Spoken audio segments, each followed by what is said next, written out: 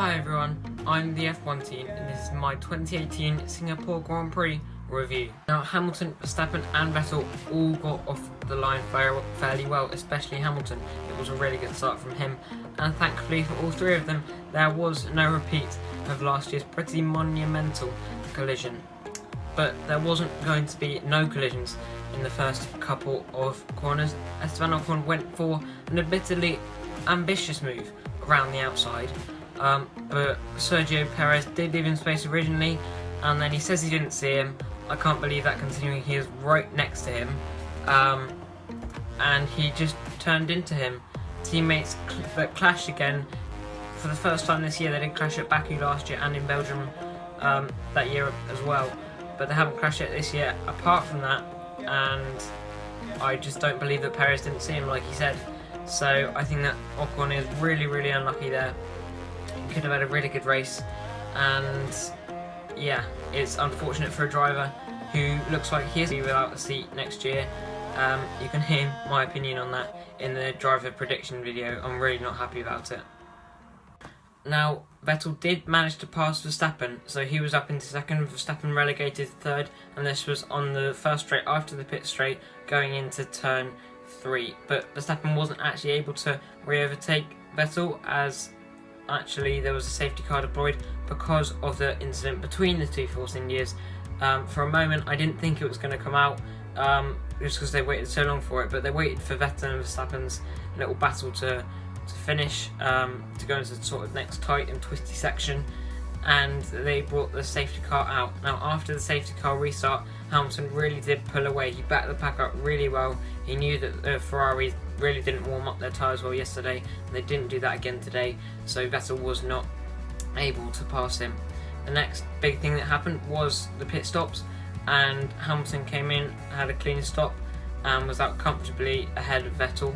Vettel was out, but he put on ultra softs, and then he got caught behind Sergio Perez, I think it was, and he just got stuck behind there, and I think he eventually did pass him, but as Martin Brundle said on Sky Sports, it was just a lap too late, and it was so late in fact that Verstappen actually managed to have a really poor getaway from his pit box, and Verstappen still managed to jump him in the pit lane. So yeah, it was a really not good phase of the race for Sebastian Vettel. He would actually repass Max Verstappen, so yeah, that was his opportunity gone, and perhaps with a gap now of 40 points, is that the championship gone for Sebastian Vettel. So a large portion of the Singapore Grand Prix television coverage was almost dominated by an incredibly enthralling battle, I have to say, for 14th and 15th place between Sergei Sorokin and Sergio Perez. Really enthralling stuff in the lower midfield. I mean, it was such a good battle, Sorokin just keeping him behind. Can't keep that on any longer. And yeah, Perez just couldn't find a way past, and in the end Perez just got really angry. I think he was annoyed at himself for causing that Ocon collision earlier, and got really angry, sort of got halfway through passing Sorokin, and Sorokin came back and said, hang on, you're not having it that easily, not after I've spent so much time defending from you. And Sorokin came back alongside, Perez got really angry, and they were just about to go under the grandstand, and Perez swiped across, hit Sorokin, and he was rewarded with a puncture and drive-through penalty. So yeah, not exactly the best of races for Sergio Perez. That's not exactly up there with Baku 2018, is it? And Force India are left with a 16th place finish and a retirement from the 2018 Singapore Grand Prix. Not a good race at all for them. So in the end it was Lewis Hamilton who won the race. He just ran away with it in the end, really, and Verstappen, Vettel, Bottas, Raikkonen, Ricciardo behind. It was a pretty dire race, and that was summed up by the incredible coverage of the really exciting battle for 14th and 15th place between Sergei Sorokin and Sergio Perez. And I think that, well, I'm just really looking forward to 2021 when the new rules get introduced, and we'll hopefully be seeing Baku every race, we'll be seeing Germany every race, we'll be seeing Britain every race, we'll be seeing China every race. I mean, we've had so many good races this year, so I can't really be complaining. It's just races like today's, or will be Sundays when you're watching this video. It'll be races like Sundays when things just have not been exciting whatsoever, and that's why these new cars coming in 2021, they look great, and that's why they will be really, really exciting. In terms of upcoming videos, I'm still hoping to put out that 3-car team video, and that is going to be a really fun video to make, I think, although it is going to take a long time to make.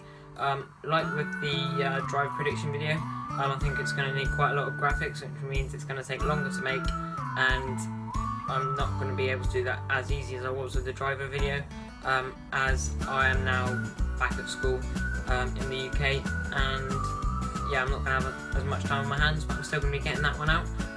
The Russian Grand Prix review will be coming out, and that has served up a couple of really good races over the last few years, Raikkonen and Bottas coming together, and yeah, I think that will be a really good race, so stay tuned for that one. Remember, you can follow me on Instagram, that's at the F1 Teen, and you'll be able to get over there all the latest channel news, all the latest Formula 1 news and updates, and if you can't watch the race live, I think I'm able to watch the Russian Grand Prix live and quite a few more of the rest of the races live.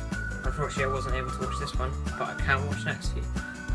So I'll be putting up there all your live updates on my Instagram story, and if there's some really big incidents, they might even make it onto my feed as well. So make sure you follow that. That's at the F1 Team.